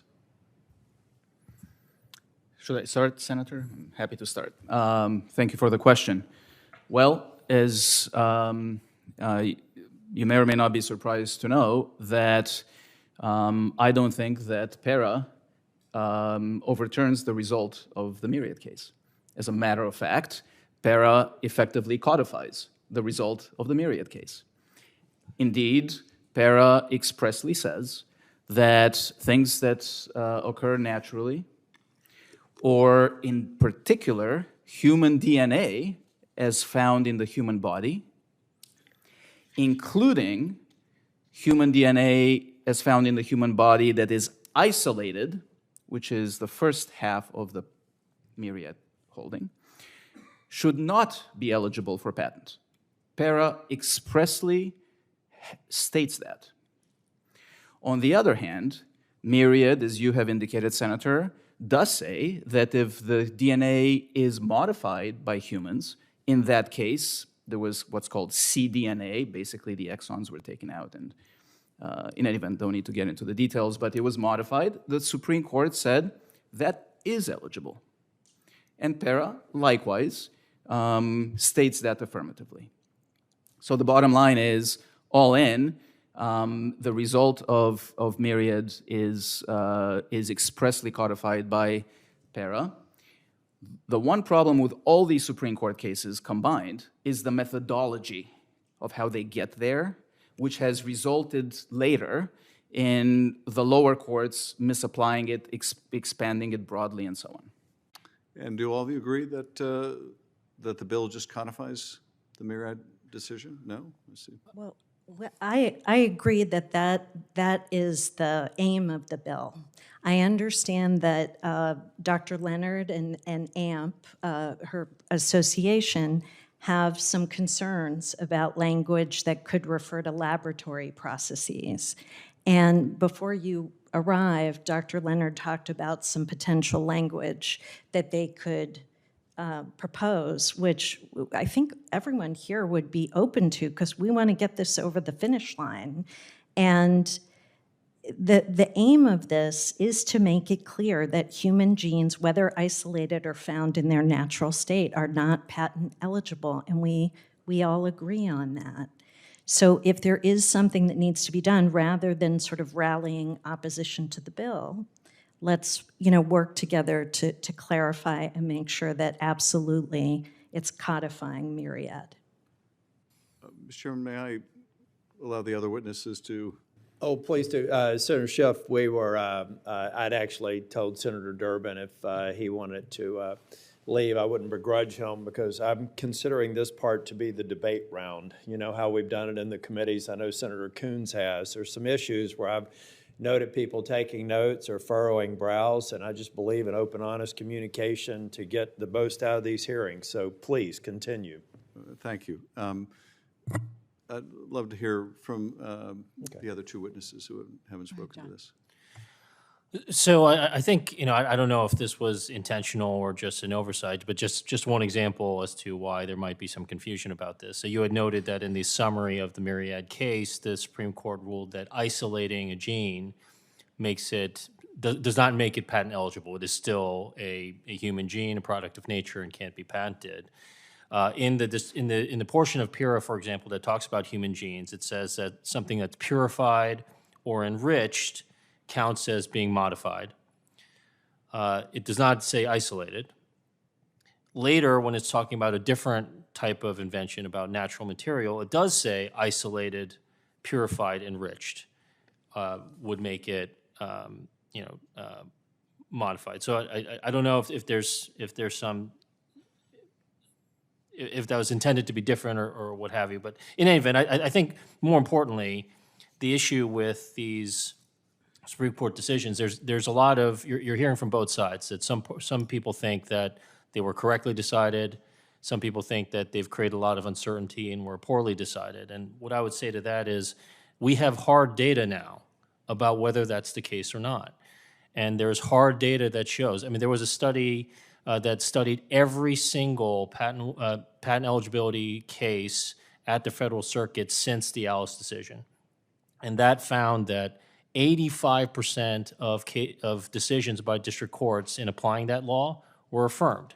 If it really was so unpredictable and so uncertain, you would expect that there'd be a lot of variability. Judges don't know what to do, it's a mess, they do their best, and the Federal Circuit doesn't know what to do, it's a mess. You would not expect to see that level of uniformity in the data, but that is what we see. And so I think that data shows that, in fact, after more than a decade of experience, the proof is that it's predictable, it's consistent. In fact, it was one of the most predictable patent law issues that the study looked at. And Doctor? So the problem is that purified, which, as John points out, is still in para, is the same thing as isolated. So, and in para, if I'm quoting it correctly, there are multiple negatives, like an unmodified gene is now modified if it is purified or enriched. So that means that it becomes patent eligible as soon as you take it out of the human body. I can't practice medicine to look at the genes in a patient when they remain in the patient. So I need to be able to purify or isolate, and if that then makes it patent eligible, that means I will be stopped from doing that by some patent holder on that genetic sequence. cDNA is a little more complicated in that cDNA is copies of messenger RNA, which is made from DNA. So that's, I now started talking Greek, sorry. So cDNA is a whole other issue that we can get into if you really want to go there. But I would ask that somehow in para, with language that maybe we can provide, the human genome, pathogen genomes, relationships between variants in genes and diseases not be patentable. They can be a building block, as John says, for other patents on top of that. But that way we can use this information for medical practice. And you fear that as it's written now, it would give patents in an overly broad way that would restrict what you can do with DNA. Yes. Actually, we have Senator Hawley coming, and we'll let him ask questions. Senator Hawley, you're coming in the middle of our debate club, but we're gonna come back to you. But a part of what Senator Coons talked about was getting straight to the line. The whole reason that we've had fit be witnesses and endless work groups is to try and address the legitimate concerns. So we'll come back to that. But for now, because I also want to ask the basic question you all can be thinking about. This is the eligibility phase of the process. I'd like for some people to talk about examples of whether sections 102 and 103 would knock out the patentability, even if it was eligible. So be thinking about that. Senator Hawley. Thank you very much, Mr. Chairman. Thanks for calling this hearing. Thank you to the witnesses for being here. Dr. Leonard, I wanted to start with you if I could, and I wanted to just ask a question or two about prescription drug prices in the United States. Everybody I know, every Missourian that I know, heck, everybody from any state that I know is struggling to afford prescription drug prices in this country. It seems that they do nothing but go up and up and up. Drug prices in the United States are significantly higher than our closest peer nations. I think we've got a poster here that I'm going to put up, an analysis from the RAND Corporation back in 2024 comparing U.S. brand name drugs, prescription drugs, to those of other two countries. 32 countries were compared in the study. We've got here Canada, France, Germany, Italy, Japan, Mexico, and the United Kingdom. And it shows how much more the United States, our prescription drug prices, how much our prescription drugs cost on average than the prescription drugs in those countries. In Canada, our prescription drugs are 324% more than the Canadians, 445% more than what the French pay, 464% more than Japan, and on average in this 32-country index, 422% more. There's the cost of insulin. The average United States insulin manufacturer price per unit is $98.70. In Australia, it's $6.94. It's $12 in Canada, and in the UK, it's $7.52. Now, this just seems to me totally outrageous and totally unaffordable for every American. Somebody is getting rich off of this, and it's certainly not the American people. So Senator Welch and I have introduced a bill called the Fair Prescription Drug Prices for Americans Act that would stop Big Pharma from selling drugs in the United States at a higher price than the international average. And there would be stiff penalties for those who violate that rule. My question to you is, do you have a view on legislation like that, or what we're going to do about the cost of prescription drugs more broadly? I think that this is a crisis that the American people cannot afford to go on any longer, and it's time that we took action on it. I'm just curious, in your professional opinion, what your thoughts are on this. Well, this is totally off the topic, other than prescription drugs are usually patented. I think it goes back to the basic problem in the United States. If you look at any of those other countries, they have national health care. I'll stop.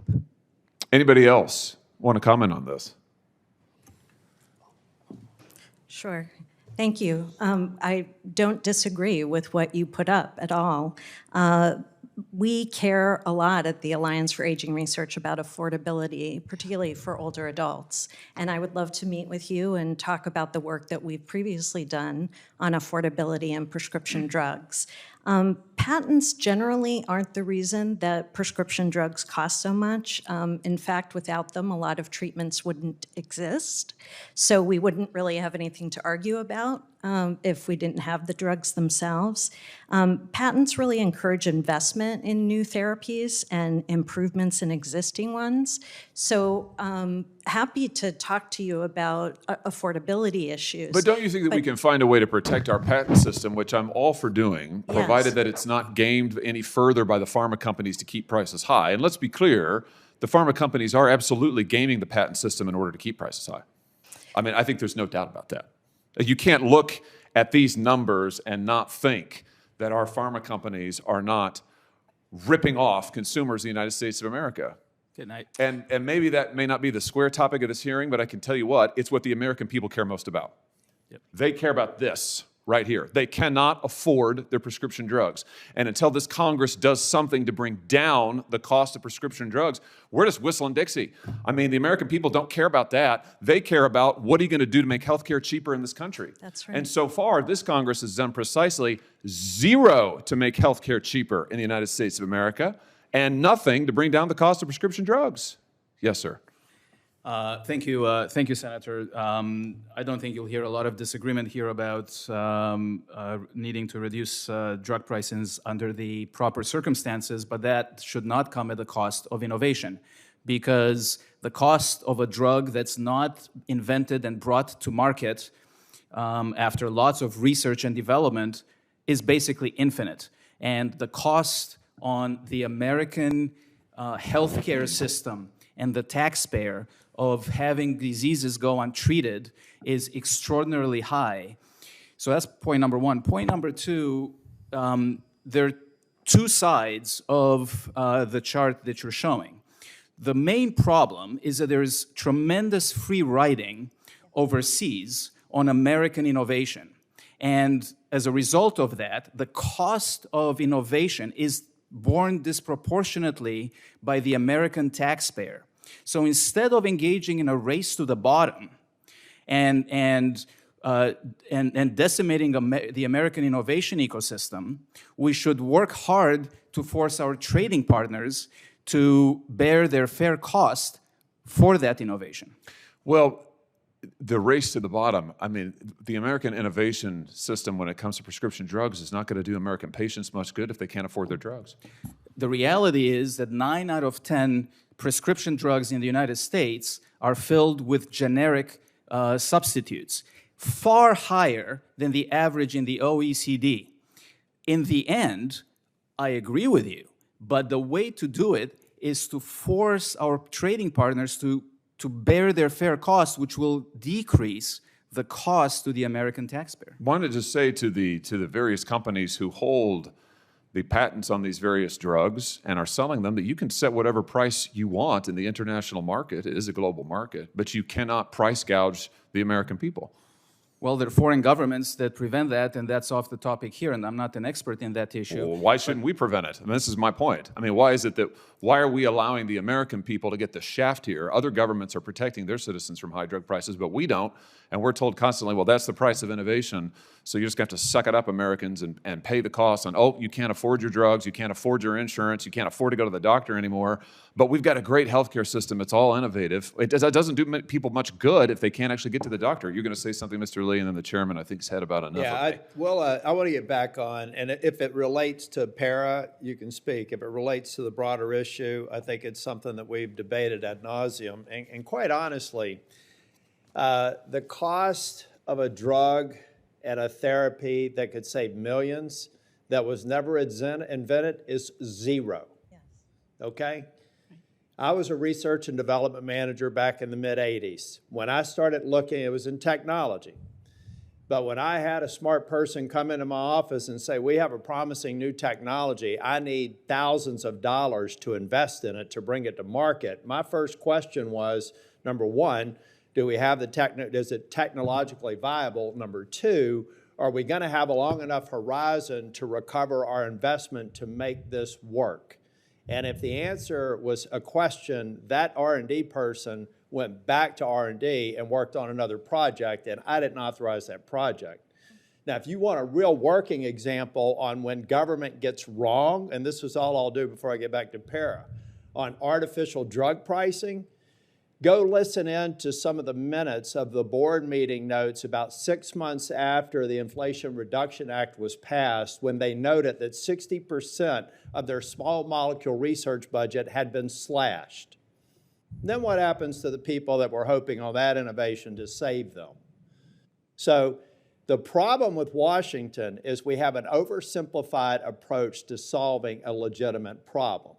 It is not just about telling the pharmaceutical companies to cut their prices, unless you want to cut the enormous benefit that they have to the American people. When people get sick anywhere in the United States, they're more likely going to want to come to the United States, or anywhere in the world, they're more likely to want to come to the United States more than anywhere else because we do invest and we do innovate. If people want to have a serious, non-political discussion about reducing healthcare prices, you need to get everybody in the healthcare value chain into the barbershop, and everybody needs a haircut. But if you do it arbitrarily and you're driven politically, you're going to be having the same discussion 20 years from now, and the patients of America suffer. You need to bring in the litigious environment that we have here, the regulatory environment that we have here, mirror that against other countries. The cost to actually provide the drug in various jurisdictions is a meaningful part of that discussion. So if we want to have that discussion, a non-political, really nerdy, detailed, lots of work sessions, count me in. But if we want to have the beat up anybody in the value chain discussion, boy, there's a long list of people that get harmed if we don't get it right. Now, Mr. debate Chairman, club. might I intervene for 1 minute? Yeah, could I ask? But I'm not here. I am here, actually, ironically. But Mr. Chairman, Mr. Lee, Mr. Lee was going to answer my question. Ironic, and Mr. Lee, if it does relate to para, if it moves in, if it somehow relates to para, please proceed. Because this bill is not related to the issue that the Exactly, senator, but I'm just trying to see how senator you is the relate lead that to para. co-sponsor on the bill that would address I don't- the issue that he wants to talk about, but that's not the topic of this hearing. Yeah, I understand. But so, Mr. Lee, to the extent that you can respond to Mr. Hawley's question in the context of how it relates to the plain text of the para bill, rock on. All right, I will do my best. I promise I will get to PURA. And this is an issue that it's actually not just limited to pharmaceutical drugs. High prices are something that Americans are really struggling with in a lot of different areas, pharmaceutical drugs being one. And what I would say is that we really can have it both ways. We can have a patent system that incentivizes innovation, and then we can have patents that have limits that already exist in the law, limits on those patents to make sure that, you know, whatever benefits. But Mr. Lee, you did hear that the vast majority of drugs being dispensed are generic equivalent. You know how they become generic, right? Right, and that's a situation where it's working, where a generic was able to come into the market. The limit on the patent, whether it's the temporal limit because it expired or because it shouldn't have been granted in the first place and it was invalid and it was invalidated at, say, the Patent Trial and Appeal Board or someplace like that. That's examples where limits are being enforced and patents are not overextended beyond where they should be. I'm not dismissing what Senator Hawley says in terms of a pricing problem, but somebody who's worked in this space for a while, served clients in this space, and have talked to the hospitals, the patients, the pharmacy benefit managers, the insurers, the healthcare providers. All of those are in the value chain. All of them are part of the solution, and if we go at it in pieces, we're going to have a suboptimal result where patients suffer. Was that the extent of your answer, though, Mr.? I'm just trying to get an answer to my question, Mr. Chairman. And is that it? Mr. Lee, would you submit that for the record? Would you submit a response for the record? Mr. Chairman, you basically just testified. I've never seen a hearing where the chairman testifies for the witnesses. I know you don't like my questions, Mr. Hawley, I've never seen a hearing where the entire discussion was off the topic of the bill. Do you have any specific questions on para? Because this is actually a committee hearing on trying to improve patent eligibility. Do you have any questions on that matter? I've got these questions that I can ask any question I want, Mr. Chairman. You can within the 5 minutes. And you just talk through his answer at the end. I just wanted an answer to my question. Senator Hawley, your time had expired when we continued the discussion. Now, I want to get back to the basic question of 102 and 103 affecting, after you go through the eligibility lens, affecting the actual patentability. Director Iancu, would you like to start? Indeed. As we discussed, there are at least 4 statutes that govern whether a patent should be issued. Number 1 is Section 101 eligibility. But then after that, we have 3 other statutes. 102 on novelty, 103 on obviousness, and 112 on the appropriate scope of disclosure and claiming. Para affects only the first one, Section 101.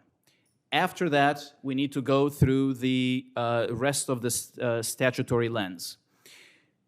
If we talk about a DNA sequence that is in the human body, okay, the human genome has long been fully identified and published. There is, at a minimum, if somebody says, I have discovered this sequence, it will fail even if it gets past Section 101, but it wouldn't, by the way, because para excludes that expressly. But let's just assume hypothetically that it gets past that, it would still fail under the novelty or obviousness statutes. Second point, Senator, I do want to mention, because it's been said multiple times here, that somehow the U.S. diagnostic market has not been affected. Sure enough, there is still innovation. Obviously, there is some innovation, but it's not at scale. There are studies that show that in the year following Mayo, the diagnostic market in the United States has been reduced by $9 billion. There are other studies that show that the vast majority of the diagnostic market in the United States is moving overseas, and in particular, China. These decisions have real-world consequences when we speak about scale. Okay, Ms. Peshin, you wanted to react earlier, if you remembered, I actually noted it. Did you want to bring up a point, I think back with interchange with Senator Coons? You said if you may, actually it was Senator Blumenthal.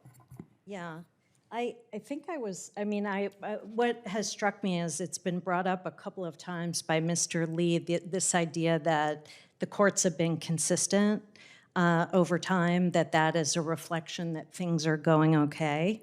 And I just wanted to bring up, there was an interesting piece that is very readable for folks who want to learn more about this. It was in The Hill, and it was from retired federal court judge Paul Michel and Kathleen O'Malley that referred to the study that he keeps talking about, that the courts just sort of follow each other. They stated together that this review was misleading, that it's true that expert lawyers can predict the likely outcome of Section 101 disputes, which generally involve finished products that have already been brought to market. But startup companies are not making research and investment decisions based on finished products. So I think it's just a really important point that following if the courts are just kind of mirroring each other because of the unpredictability and validating each other on that, that's not a sign of how things are going. And in fact, I think some of the other studies looking at venture capital and the decrease in investment and the $9 billion, those are real reflections. Mr. Lake. Thank you, Senator. So I'm not familiar with the particular comments from Judge Michel that were quoted, but what I would say is that the study conducted in the Iowa Law Review looked at every single Federal Circuit 101 decision from, I believe, 2012 to 2023, over a decade. It didn't distinguish based on finished products or any other kind of product, every single case. And it found that it was extremely predictable. And so, I mean, the 101 inquiry, I was a former judge. I decided 101 cases in my court. I could tell you the 101 inquiry is difficult. It's a complex inquiry. It's hard. But is it unpredictable? Is it uncertain? Is it unworkable? The data shows that that's not true. These decisions are being affirmed at an extraordinarily high rate for patent issues. And so it is consistent. And Dr. Leonard, I really do genuinely hope that you all can take a look at some of the language in your unique case. I think you even heard Ms. Peshin, who's on the other side of the underlying issue, reach out to talk about the other issue of people being opportunistic and maybe charging too much. That's separate. But for your particular purposes, if you do have language, we would be more than welcome, or we would warmly receive any language that would address some of the behaviors that you're seeing there. But that's the whole point of this process, folks.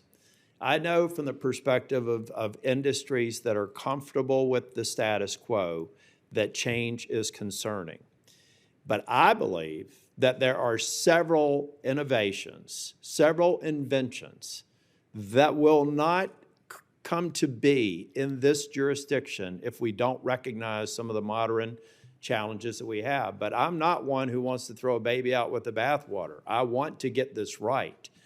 Those who are interested in advancing the legislation and in constructively bringing forth use cases that say, how do you address for that? We're all about that. For people who just want to argue against any change in favor of the status quo, because it benefits their particular sector without looking at some of the challenges that are created if we do nothing, should kind of look in the moral mirror and try to figure out a way to get it right. Now, it may be at the end of the day, when you come and show me all the pros and cons, that I could be convinced not to push as hard on my own bill. But right now, I believe in my heart of hearts, we're moving in the right direction. We want to engage the stakeholders. Many of the stakeholders who have concerns with this are people I worked in industry for years. I get it. But let's be smarter. Let's be innovative ourselves and try and figure out a way to get the language right so that we are that jurisdiction that people look to like they have since the founding of this country. Senator Coons, any comments? Thank you, Mr. Chairman. Just three quick topics, if I might. Mr. Lee, you've cited repeatedly now the Iowa Law Review study about the Federal Circuit and its affirming invalidation on Section 101. Consistently bad would be my rejoinder. They may be consistently applying, but Ms. Peshin cited a very specific case where a potentially patent-eligible innovation that would have given early warning that melanoma was crossing the blood-brain barrier, the relevant judge said, I wish I didn't have to invalidate this, and repeated the call to Congress to legislatively fix it. So it may be being consistently applied, but in Mayo, the court cautioned, this is in dicta, but that too broad an interpretation of its exclusionary principles could eviscerate patent law. And in the years immediately following, 5 years following it, district courts invalidated 60% of patents challenged as ineligible, and the Court of Appeals for the Fed Circuit invalidated 90%. They may have been consistent, but I would argue consistently bad, and part of the impact is costs. Drug costs, Mr. Peshin, are a central question that never got, I mean, we had two different senators sort of try to ask the question, but in the exchanges with Senator Blumenthal, it was all about medical diagnostics, not about the cost of pharmaceuticals. And Dr. Leonard, when my colleague from Missouri sort of launched, you said, this is off the topic. My core assertion would be that in terms of the patentability or patent eligibility of drugs, of pharmaceuticals, PARA has almost no impact. It is very rare for pharmaceuticals to be invalidated. There is a separate issue, which is patent thicketing, patent hopping. Senator Hawley co-leads the relevant bill with Senator Klobuchar. I support it.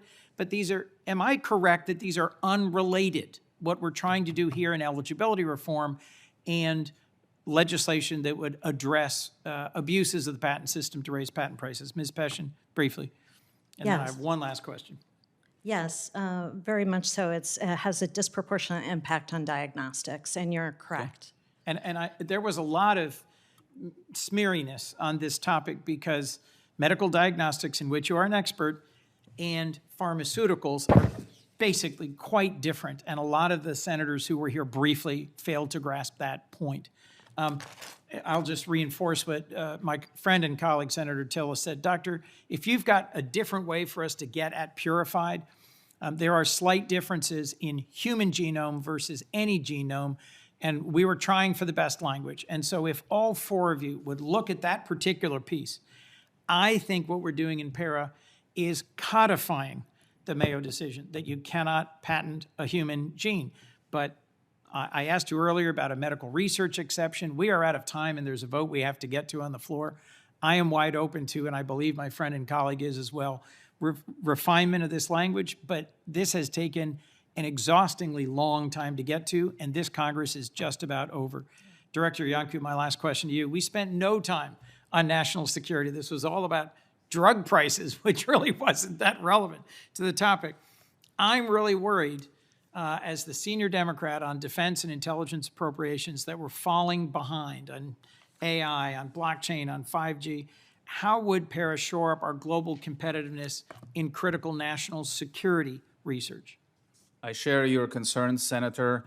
PARA, first of all, would bring back into the realm of patentability areas of technology such as information processing in very complicated technological ways that the courts are currently excluding.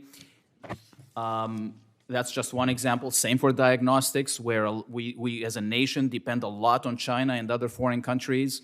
From a national national security perspective, we have to do everything we can to maximize the innovative potential of the United States. And in a free market society where inventors and investors have the free will to invest as they will, or not invest at all, or invest in other countries.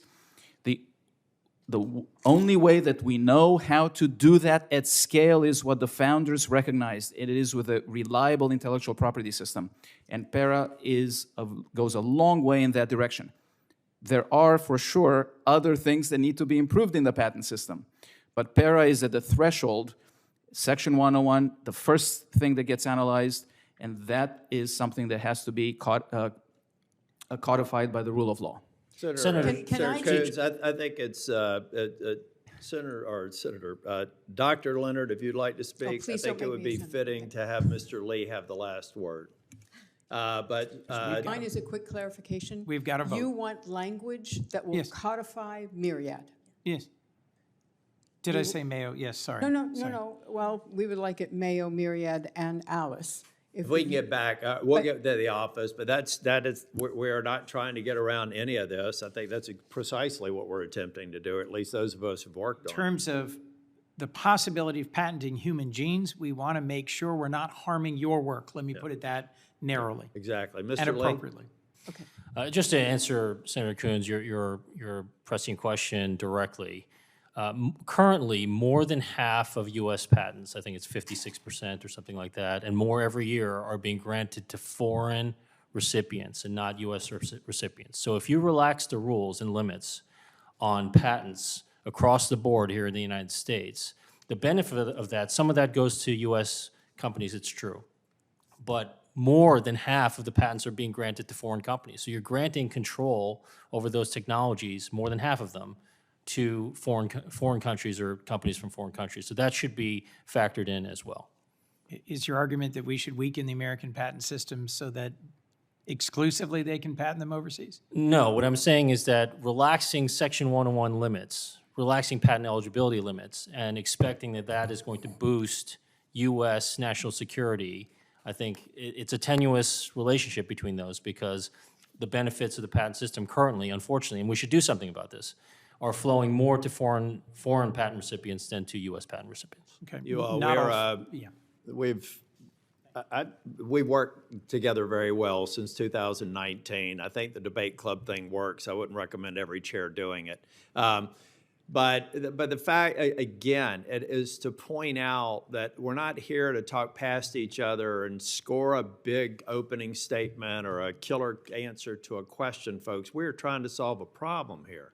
And I believe that the problem exists. It may not exist, and it may not feel broken to you, but there are very demonstrable examples of where we're losing the opportunity to innovate. We just want to get that right. That this is the discourse here was great. I like the perspectives of both sides. I would encourage you all to continue to engage, and hopefully we reach a point to where everybody thinks that we got to a good work product. But this is going to conclude our hearing today. Mr. Lee, I would appreciate, for the record, if you would respond to Senator Hawley's question. And I'll take a look at it as well. The record remain open for 1 week for anyone to submit additional materials. I should also say that I'll be submitting my written opening statement for the record as well without objection.